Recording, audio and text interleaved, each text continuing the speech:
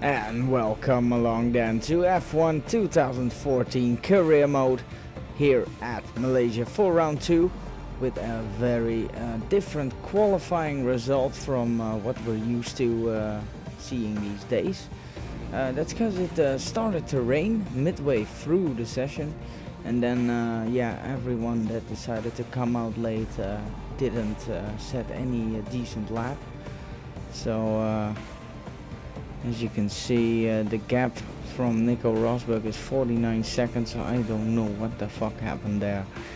Anyways, we qualify in second, and we have Perez ahead of us tomorrow on the grid. And we are pretty happy with our second first row quali for this season. So we get in our car for race day, and it's time to look at our strategies before we head out on the track, and let's see if we can keep those podiums up from that we started in Australia. So I also forgot to change the driving distance to 50%, so it's going to be one stop once again here at Malaysia, and I'll definitely try to get it right for Bahrain.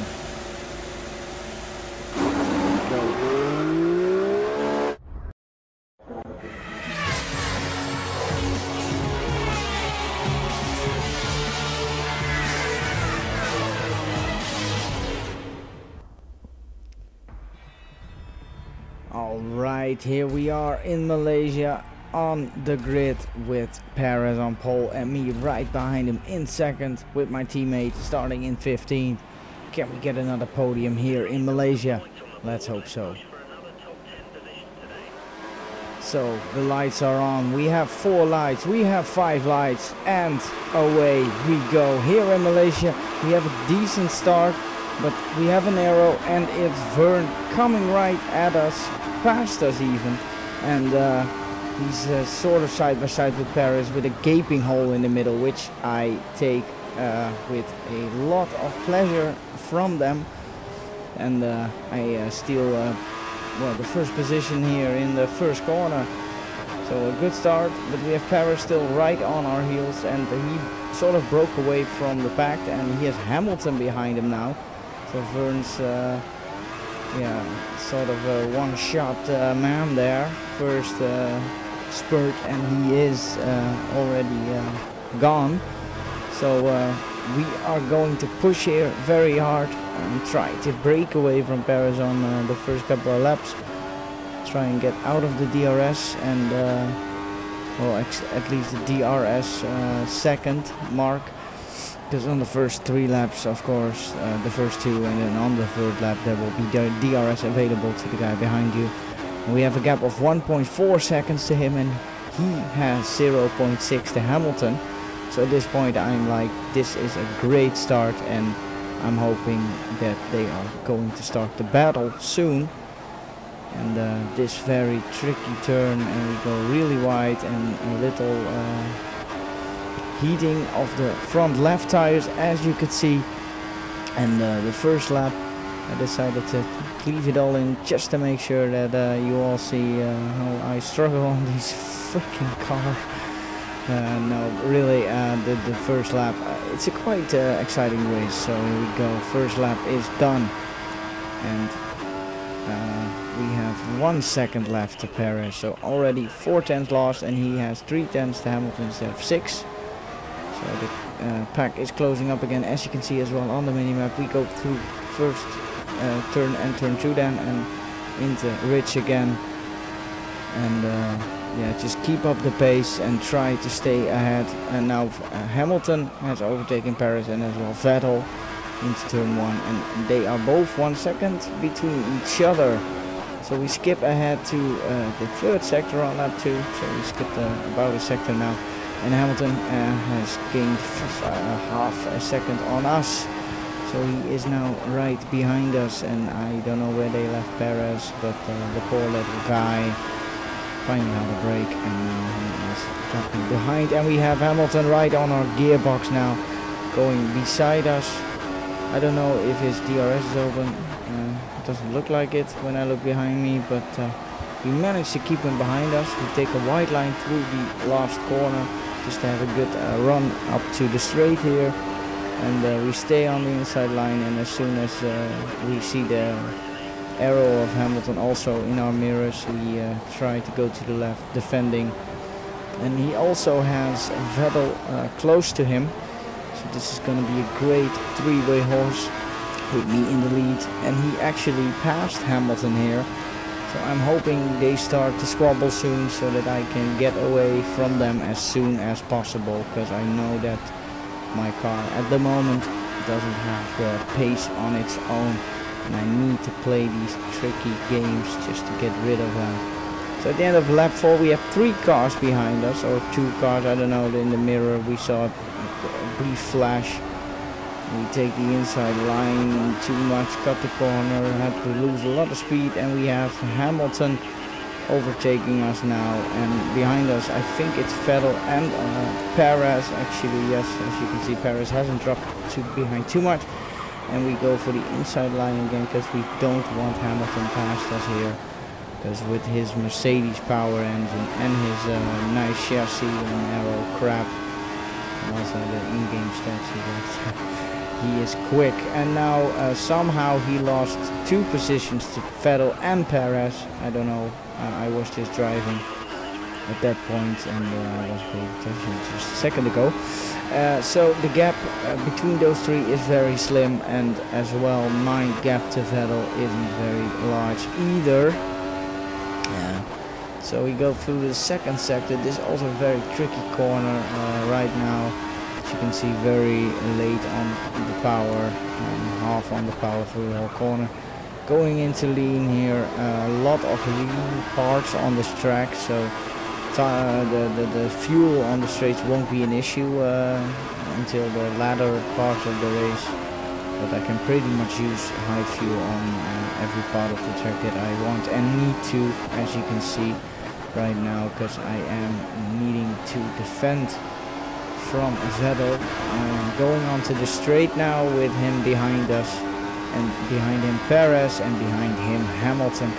And as you can see, it's a nice sight, but they all go for a different line, and they don't generally slipstream, so that's good for me, because it means that I can maintain my position. As you can see, the tires look like shit, and it's supposed to be my pitting lap. And right now I am debating whether I should or not, because the cars behind me, if they don't, surely these AI on the options are going to overcut me, and I didn't want to do that. I didn't want to be on a lap all the tires, because the primes were pretty shitty around this track. So at this point I decided I was going to stay out for another lap, even though the first sector pace is really bad and intense. So at the end of lap 6 we have everyone on our gearbox again on the straight, and I decided to sway a bit. That's just my one move, and then we rally around the last corner and stay out. And in slow-mo now we see 3 cars going into the pits with William following them, so everyone goes into the pits but me. So that was my decision there, and looking in hindsight, well, not the best decision. And on the other hand, if I were to go into the pits with those guys, if they were all neatly in a row, I might have been held up, so I might have stay out and keep at it. So as you can see, the tires are pretty worn. I have struggling a lot in those traction zones there.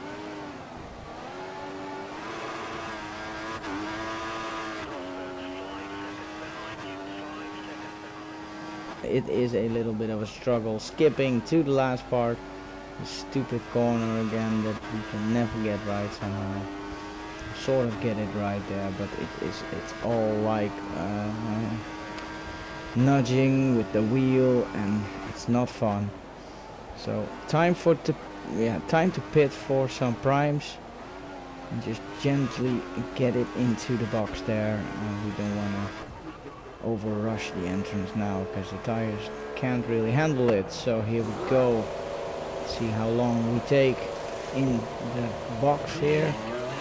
3.7 standard pit stop time, and we have a Williams coming in as well for their mandatory pit stop. So let's see where we come out, and we have Hamilton and Vettel passing us, and we come out in third with Alonso right behind us actually. Where did he come from? I don't even have any clue. And where is Perez? And wow, we had the back stepping out on us there, going into Rich and back into lean, and we are still right behind Hamilton and Vettel with 1 lap fresher tires. So I'm thinking still plenty of chance. I just stick behind them through these 2 sectors and keep it in the DRS, then I'm hoping I will have a chance at, well, possibly second or even the win still. But staying out for 1 lap longer has really not benefited me in this race, and this McLaren doesn't have the grunt to be overpowering everyone and pressuring. It's more defending from cars with better aero and worse engines like these Ferraris. But somehow Alonso manages to keep behind us pretty good, and pretty well actually. Proper English, I guess. Doesn't matter. 2 indicator arrows, so he's right behind us, and there's also someone behind him. I think it's Rosberg. I'm not sure yet. These only shows the top 3, the one behind and the one in front of you. It doesn't matter. We just need to keep driving because we don't want to know who's behind Rosberg actually. We want to stay ahead of both here. Back into lean for the first corner and the second corner, because these are traction heavy zones again, and these primes are really bad, I can tell you. Oh man, I had the worst time on them, and actually 1.8 seconds slower in quali on them, so not good. End of lap 10, still Rosberg on a gearbox, and we kind of lose the back end there. We kind of get tapped by Rosberg, I'm not sure, but if we do get tapped in this race, I'm not sure if that's in these highlights, doesn't matter. But we still stay ahead of him. I think he also bumped into us because he really lost a lot of speed. So back into Rich, trying to get away from this Mercedes. He's trying to steal my last podium step, which I am not allowing because I want these points. So here we go, skipping ahead to the end of lap 11. You see that Rosberg still on a gearbox, but he has Alonso behind him actually. Trying to identify the other driver. As you can see, Alonso is going for a move here, and we kind of help him with my slipstream. And we block Rosberg's side of the corner and kind of leave the door open for Alonso there to go through. Because I'd rather have Alonso behind me than a snarling Mercedes. And again, they can battle with each other for all I care. Here we go. That corner was pretty sweet in my opinion. And here's a skip again till the end of lap 13. Where we have Alonso behind us. Through this tricky corner again, the AI seems to take a much tighter line. There's Alonso, 3 indicator light, there he is, right behind us, and well, we can't go right fully anymore, so we just give the, well, let's say mandatory car length, and they are squabbling again, because both the indicator lights lost, and there is Vettel actually.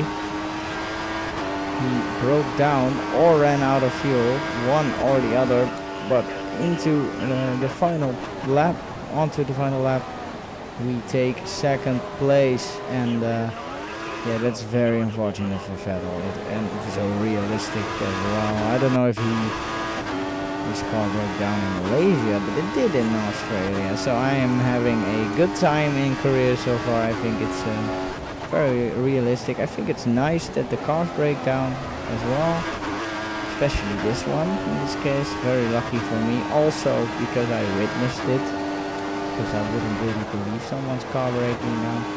And since it was on the straight, there's probably not a safety car on the last lap. Would have been fun finishing behind it, because I really was tired of fighting Rosberg here, because he somehow overtook Alonso again while I was paying attention to Vettel parking his car on the left.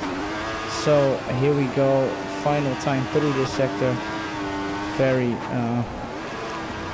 feathering the throttle here, as you can see, also maybe on the rev lights, and also you hear if you're not listening to me talking.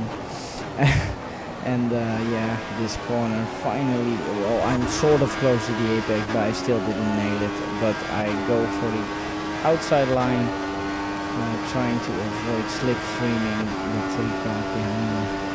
Going through the final corner here, just taking it easy, controlling the pace, and you see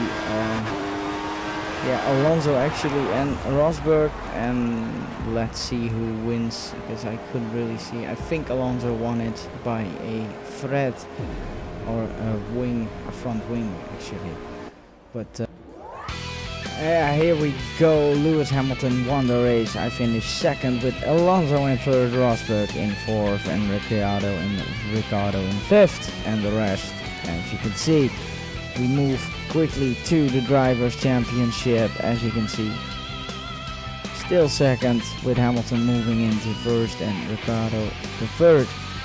So quick roundup here, and I like to thank everyone for watching. Have a very nice New Year's if you're still watching this on the last day of the year, and I hope to see you again next year for episode 3 in Bahrain.